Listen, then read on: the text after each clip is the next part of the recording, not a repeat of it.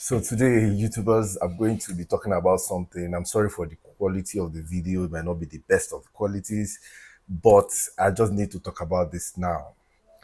I've made a video before about overheating in the Honda Accord 2004, 2005 model, the V6 cylinder of that model.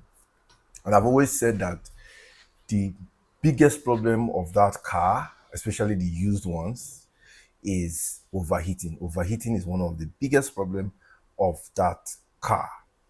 And I made a video pointing out the general problem of overheating. But this time around, I had an episode of one of these general problems. And this one I'm going to specific.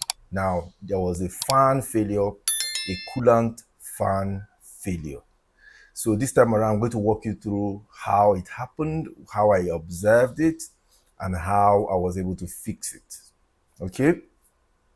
I don't know if you can get the parts in your country or whatever, but this is how it happened. Now I was on my way, driving around my normal routine work, and the next thing I noticed was that the heat gauge on the dashboard was going above the half gauge. It was tending towards, like, let's say 50%. And each time I observe that, I know something is wrong.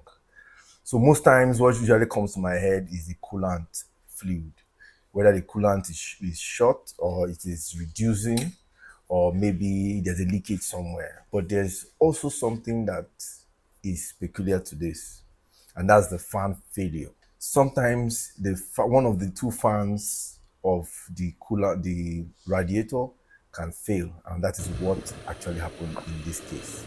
Now, the fan on the right failed and was no longer rotating or fanning or cooling the radiator, and that was what the problem was, because the heat gauge was fluctuating towards and going back up and back and forth.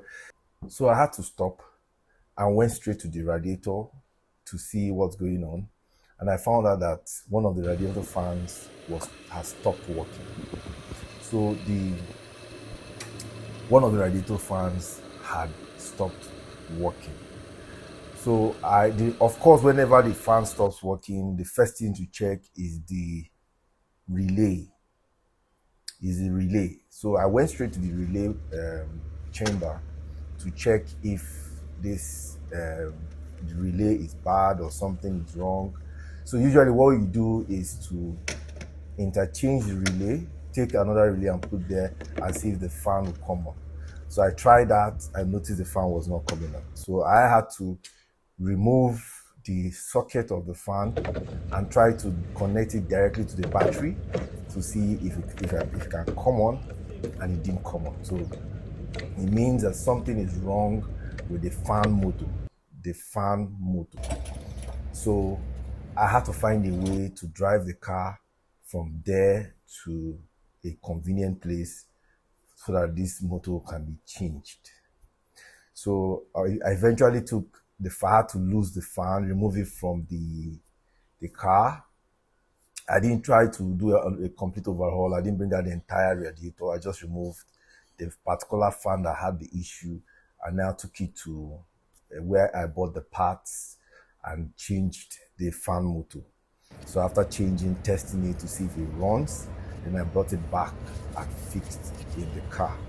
Then of course you have to put on the ignition and to test if the fan blades will blow air through towards the engine. If it blows air against the engine, it means that it's not properly installed. So you have to install it properly before you can get the best out of that fan. So I made sure those things were happening before I called it a day. So after installing that was the end of the overheating. Until today, it has not overheated. So I just decided to do this quickly because I just need to do it when it is fresh in my mind, in my memory, so that I don't forget. And that's why I'm using my office space to just talk about it quickly before I forget most of the things that happened. Okay? So that is how that one was solved. So I want you to always keep your eyes on the heat gauge on your dashboard. The reason why is because this is V6. It's a V6 engine, it's a big engine, and it's an aluminum engine, and anything can ruin that engine. Overheating is one of the simplest way to ruin your engine. And as soon as you have engine that has a problem like this, it will continue. It will just continue. Problems upon problems will start arising on that engine until you change it. So you have to be very careful to keep an eye on this heat gauge and solve any heat problem, overheating problem fast before it gets out of hand. So that is what I decided to bring for you today, so that you can be mindful and you can be able to solve these issues yourself. Even if you're not solving it yourself, you have an idea of what's going on. One, it helps you to save your car and helps you to save stress for you also. Okay, so thank you again for coming to Tech Loom. This is just one of the tips, my car tips, dropping on this channel. Okay, so I'll see you again. Please give this video a thumbs up, and please share it with your friends, and please subscribe if you have not. And if you're subscribed before, I give you this salute. Okay, so see you again, and I'll see you in the next one. Cheers and bye.